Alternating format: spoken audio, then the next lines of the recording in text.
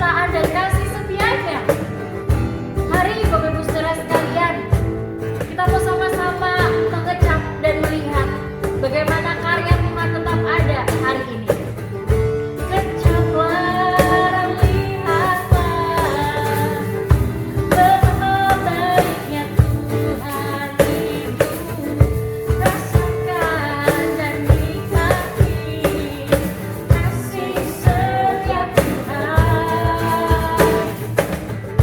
Kecaplah, lihatlah betapa baiknya Tuhan itu. Rasakan dan nikmati kasih setia Tuhan. Oh, kasih setia Tuhan. Syukur bagimu Tuhan. Segala hormat bagimu Tuhan. Allah yang mengasihiku, Allah yang meliharaku. Syukur bagimu Tuhan. Segala hormat bagimu Tuhan. Allah yang mengasihiku, Allah yang meliharaku selamanya. Mengecap dan melihat kebaikan Tuhan. Kecaplah, lihatlah betapa baiknya Tuhan itu. Rasakan dan nikmati kasih setia Tuhan. Kecaplah, lihatlah betapa baiknya Tuhan itu. Rasakan dan nikmati kasih setia Tuhan. Kasih setia Tuhan. Syukur bagimu Tuhan. Segala hormat bagimu Tuhan. Allah yang mengasihiku, Allah yang meliharaku. Syukur bagimu Tuhan. Segala hormat bagimu Tuhan. Allah yang mengasihiku, Allah yang meliharaku. Syukur bagimu Tuhan. Segala hormat bagimu Tuhan. Allah yang mengasihiku, Allah yang memeliharaku. Allah yang mengasihiku, Allah yang mengasihiku, Allah yang memeliharaku selamanya. Mari kita berdoa. Bapa, kami sungguh bersyukur ketika kami boleh mengecap dan melihat bagaimana Tuhan itu begitu baik dalam hidup kami. Di tengah persoalan, permasalahan, bahkan mungkin kegentaran hati kami Tuhan, kami terus diingatkan bahwasannya kami tetap bisa mengecap dan melihat karya tangan Tuhan, perbuatan tangan Tuhan, kasih Tuhan, kebaikan Tuhan untuk setiap kami. Dan kami mau bersyukur untuk semua hal tersebut. Setiap hari baru yang Tuhan berikan jadi bukti nyata ada anugerah Tuhan yang cukup buat hidup setiap kami. Terima kasih Tuhan, terima kasih. Hari ini kami juga mau disapa oleh kebenaran firman-Mu. Biarlah setiap kami Tuhan boleh dikuatkan, dan setiap kami boleh semakin mengenal Tuhan melalui kebenaran firman yang akan kami dengarkan. Kiranya Engkau boleh berbicara kepada setiap kami.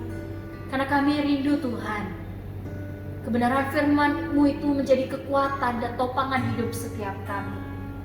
Kami serahkan waktu ini, hanya di dalam nama Tuhan Yesus kami berdoa. Amin. Kita akan sama-sama merenungkan kebenaran firman Tuhan hari ini dari Roma pasal yang ke-8 ayat yang ke-35 hingga ayat yang ke-39. Firman Tuhan berbunyi demikian. Siapakah yang akan memisahkan kita dari kasih Kristus? Penindasan atau kesesakan atau penganiayaan atau kelaparan atau ketelanjangan atau bahaya atau pedang? Seperti ada tertulis, oleh karena Engkau kami ada dalam bahaya maut sepanjang hari. Kami telah dianggap sebagai domba-domba sembelihan.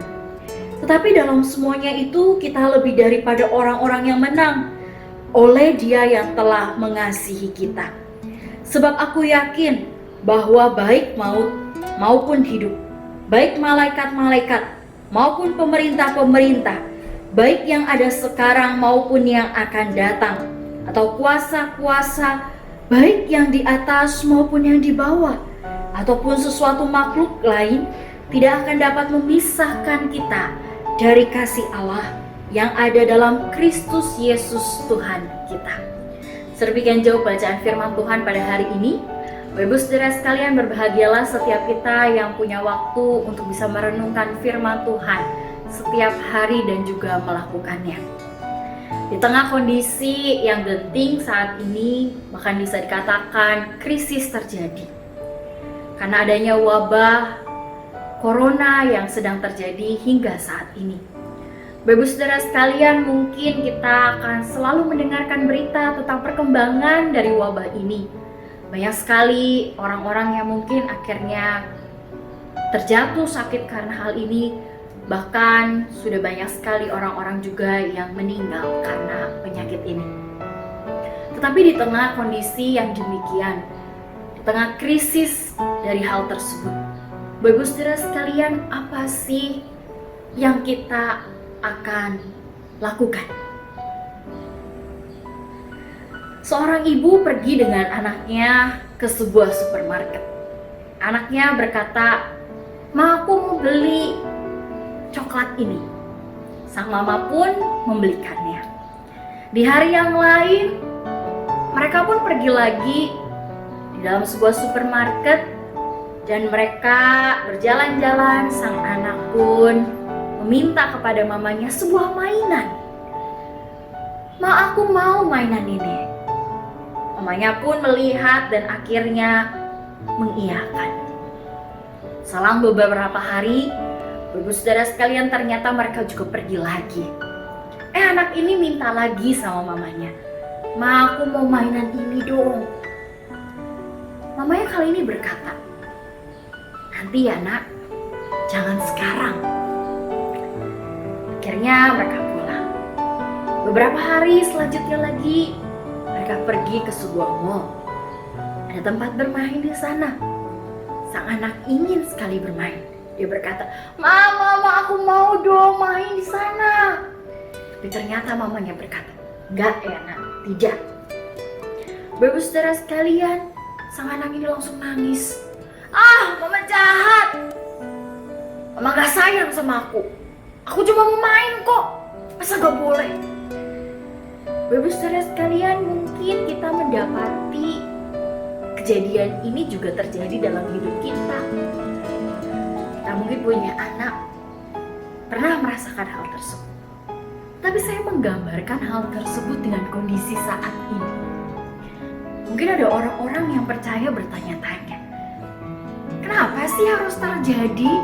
Sampai kapan sih? Tuhan, kok engkau gak bertindak? Udah berbulan-bulan loh. Tuhan masa kok tidak kasihan? Usaha carut marut, kocar kacir seperti apa? Mungkin ada orang-orang yang akan bertanya hal-hal demikian, Bapak Ibu Saudara. Dan mungkin kita juga mempertanyakannya. Tetapi di tengah kondisi yang gamang dan penuh dengan ketidakmungkinan, penuh dengan ketidakpastian, Satu hal yang pasti melalui Roma pasal yang ke-8 ayat yang ke-35 hingga 39 mau memberikan ketenangan dan keteduhan buat setiap kita. Ada kasih Kristus yang pasti di tengah ketidakpastian. Bapak saudara sekalian, mungkin kita udah sering mendengar Tuhan Allah itu mengasihi setiap kita. Tetapi menjadi satu hal yang nyata yang perlu kita lihat. Waktu kita mengetahui Dia mengasihi kita, kondisi kita lagi baik-baik saja, apa yang kita rasakan? Waktu kondisi baik-baik kita dengar Tuhan itu mengasihi, mungkin hal itu akan meneduhkan, oh ya saya tahu. Tetapi waktu kondisinya berbalik, tidak seperti yang kita harapkan. Penuh dengan krisis, penuh dengan ketidaknyamanan, penuh dengan kesengsaraan, penuh dengan ketidakpastian. Waktu kita dengar Allah tetap mengasihi engkau dan saya, apa yang kita rasakan? Pastikan kita akan tetap berkata, ya, saya tahu hal tersebut. Dan kita terus hidup di dalam pengetahuan tentang kebenaran hal tersebut. Bapak saudara sekalian, di tengah ketidakpastian, keadaan yang mencekam, bahkan ada yang berkata mungkin krisis ini akan terus berlanjut. Penyakit ini akan tetap bisa menyebar. Walaupun mungkin sudah dilakukan lockdown di sana dan di sini, akan terjadi krisis beberapa waktu ke depan. Tapi waktu krisis itu akan melanda, ingatlah dari sekarang, tidak ada yang bisa memisahkan engkau dan saya dari kasih Allah. Roma berkata, siapa yang akan memisahkan kita dari kasih Kristus?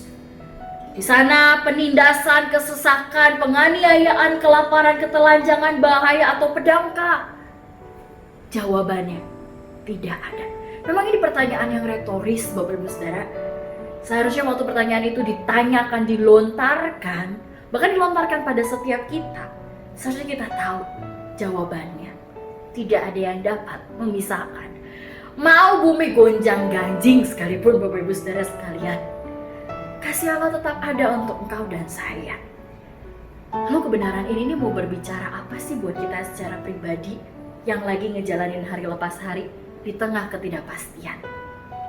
Firman Tuhan hari ini mau berbicara kepada setiap kita. Tidak perlu engkau khawatir dan takut. Mungkin kita gak akan terlepas dari penderitaan dan ketidaknyamanan. Karena sebagai pengikut Tuhan, Tuhan nyuruh kita memikul salib, bukan? Dan itu akan melekat dalam diri kita. Ketidaknyamanan akan melekat. Kesengsaraan mungkin akan datang. Tetapi Bapak Ibu Saudara sekalian, akan tetap ada kasih Allah yang mencukupkan dan menguatkan setiap kita. Karena itu, kalau engkau saat ini sedang dalam kondisi yang khawatir, kalau engkau saat ini sedang memikirkan bagaimana usaha, bagaimana perekonomian, bagaimana keuangan, bagaimana anak-anak nantinya, Bapak Ibu Saudara sekalian, biarlah firman Tuhan ini menjadi satu ketenangan buat hidup kita. Mau ada kesusahan, kasih Allah lebih besar daripada kesusahan.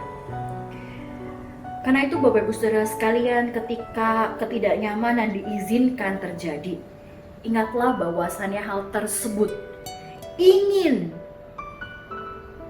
punya tujuan, supaya melalui itu semua iman kita dimurnikan.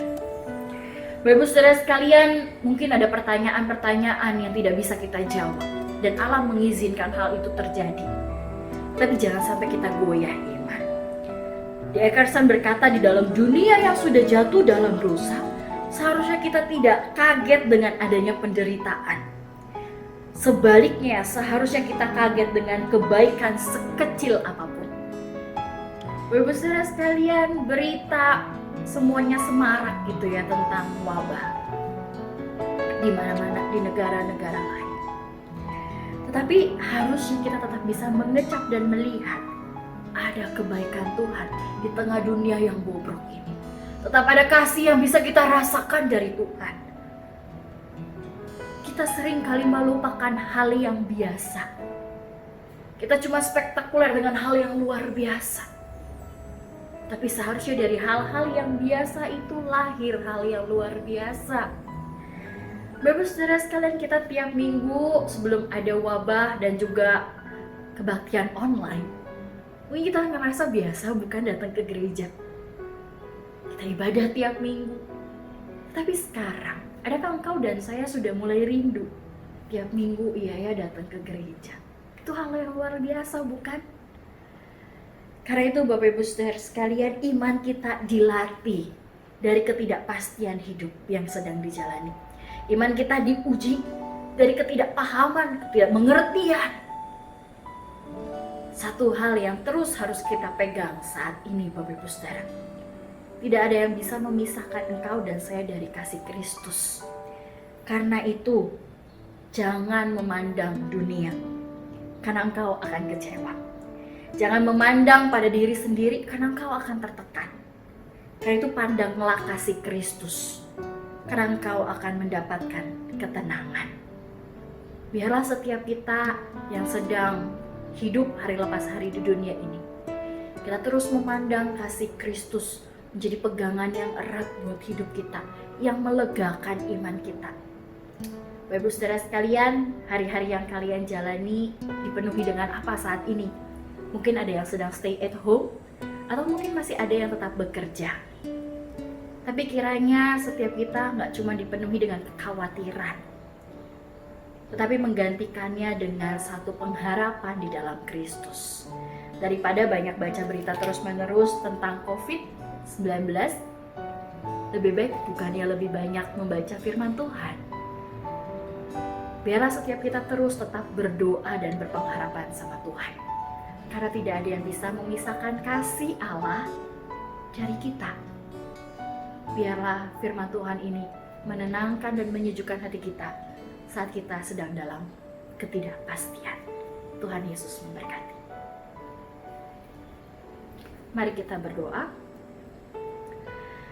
Bapa dalam surga, kami sungguh bersyukur untuk kebenaran firman Tuhan yang Engkau boleh nyatakan dalam hidup kami.